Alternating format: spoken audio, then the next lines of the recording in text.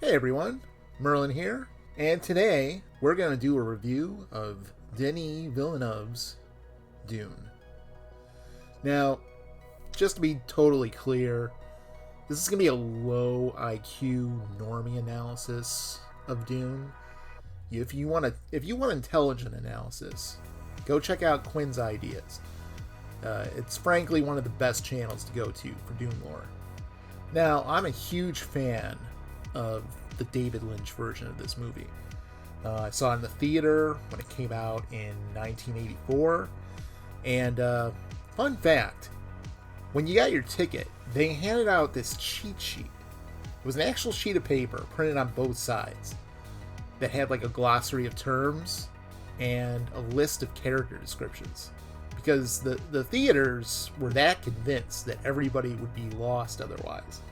Now, I read the book twice, and I ended up reading Dune Messiah and Children of Dune, but I never got any further than that.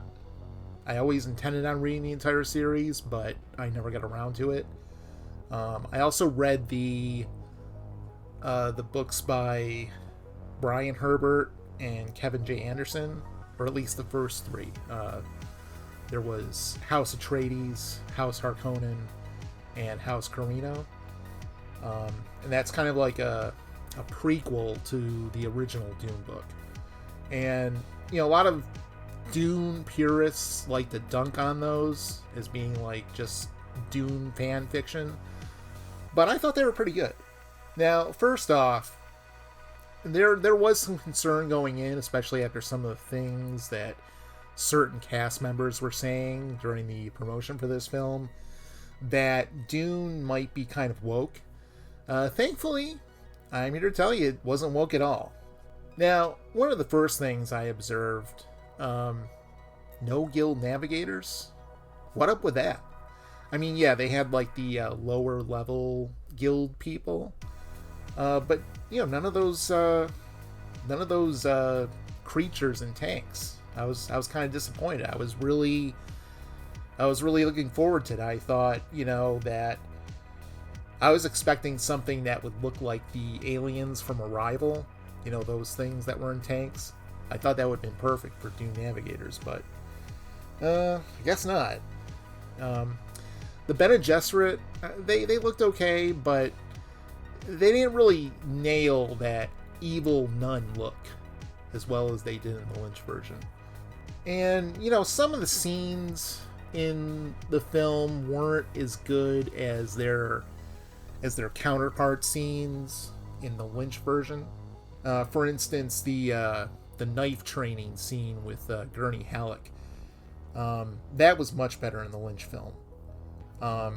They actually took dialogue directly from the book, and it introduced more characters.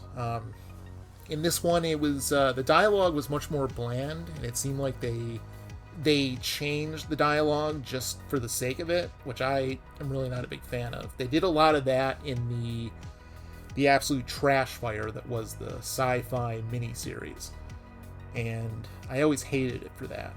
I also wasn't a huge fan of the shield effect.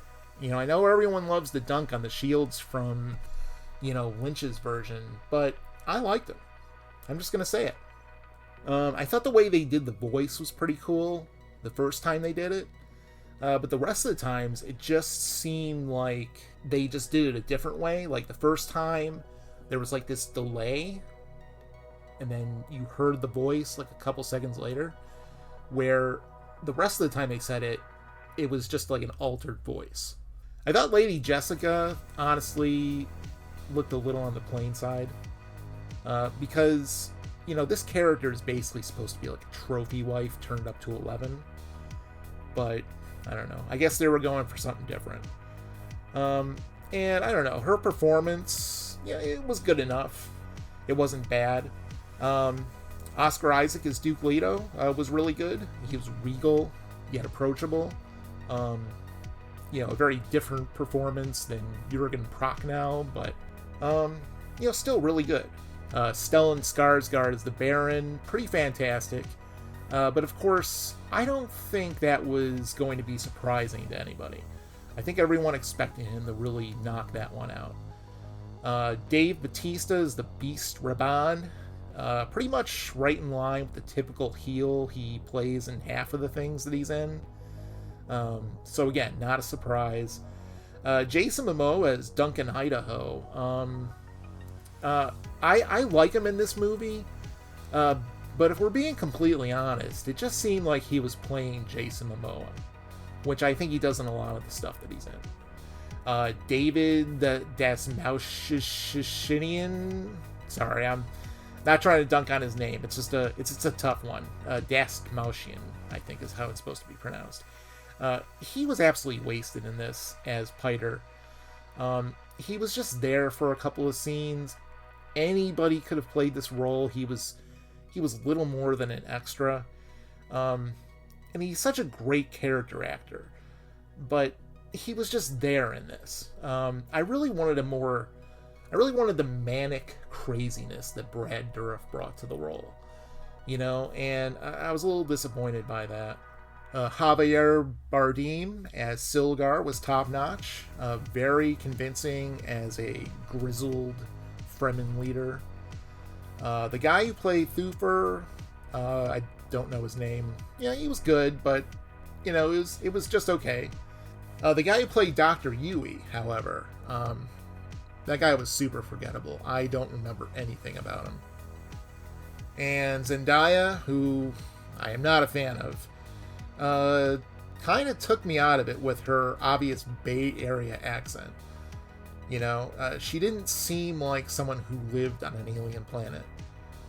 Josh Brolin as Gurney Halleck, he was okay, but he had Patrick Stewart's shoes to fill, and him really impressing me in that role was going to be a long shot at best. I think one of the big questions is how is Sharon Duncan Brewster going to be as Liat Kynes? Because she's a black woman basically playing a character who is established as a white guy, and she was pretty good. The gender race swap turned out okay. I kind of have this theory that this was kind of like Villeneuve's way of telling the studio people, see, I made it woke, without actually making it woke. So a lot of the things in the movie that I was expecting to be really impressive wasn't quite as impressive as I thought it was going to be. Like, what was with that shield wall? This thing's supposed to be like hundreds of feet high, and this one looks like you can just hop right over it. I really liked the assassination attempt scene. The way it was filmed made it look really menacing. The hunter seeker didn't look... It kind of looked ridiculous in the Lynch version, and this one looked a lot more realistic. Now, here's one of the really controversial things about this movie. No battle pugs? Where are my battle pugs, damn it? Gotta have some frickin' battle pugs in this movie. One of the things I liked about the design of the sandworm is that the open maw of the sandworm really kind of looks like an extreme close-up of a human eye. I felt like that had to be intentional. So the costumes. What did I think about the costumes? I didn't really like the costumes. Some were better than others, but overall, I wasn't impressed. I know that he was going for this minimalist look, but I think he took it way too far. The Atreides, the Harkonnens, the Sardaukar, the Fremen, they all look the same to me. So the spaceships. What did I think of the spaceships? The Go Highliners were pretty good looking. I'm not really sure what's going on the inside there. Are they trying to say that you can see the other place through the ship? That was something I was kind of confused about. If you're wondering, that's not what's supposed to be happening. It's an actual spaceship that goes from one point to another. Not some kind of Stargate where you can, see the other location from the other side. The Harkonnen ships I was really disappointed by. They just kind of looked like gray eggs in space. It's like, what's up with that? And I don't know, the Atreides ships just looked like flying doorstops. I mean, and the whole thing about them coming up out of the water, it looked kind of cool, but man, that just seems really impractical. I mean, there's so many mechanical issues you got to deal with when you keep something underwater like that. Okay, so now let's move on to the vehicles. I was kind of pleased with the Spice Harvesters. They were a departure from the Lynch film.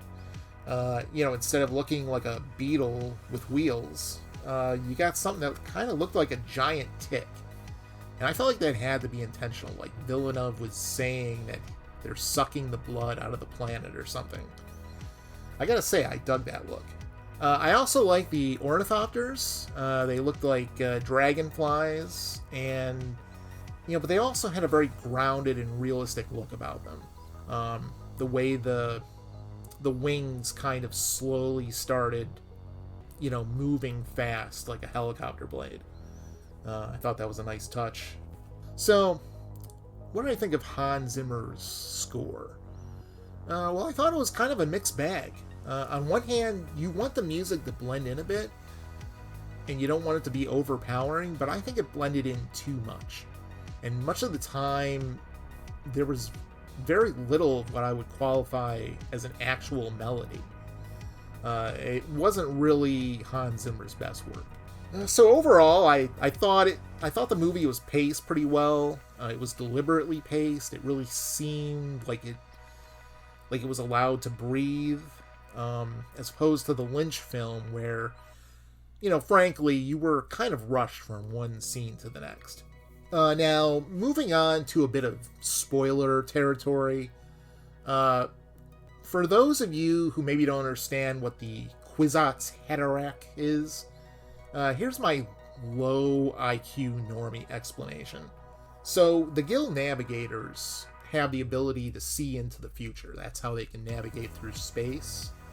And the Bene Gesserit, possessing the memories of all of their ancestors, can actually see into the past.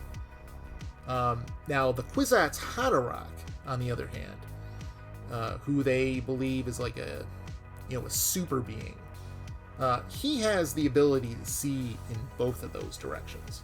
Now, another one of the controversies that some people seem to be confused by is the very incorrect idea that Dune is a story that uses the dreaded white savior trope. Now, I can tell you that that's not true. In order for Paul to be a white savior, he would actually have to be a savior. And he's not. He's kind of the opposite of that.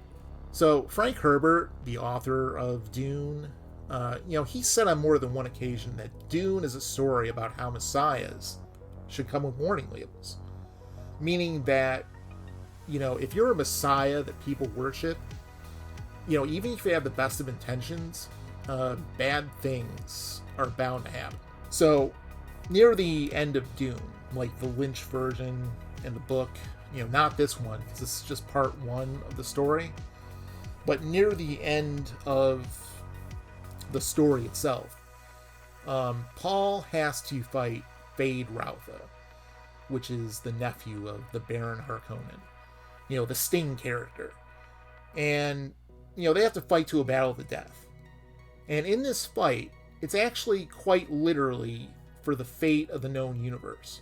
Because if Paul loses, the Fremen will interpret that as him martyring himself and giving them the green light to cleanse the universe.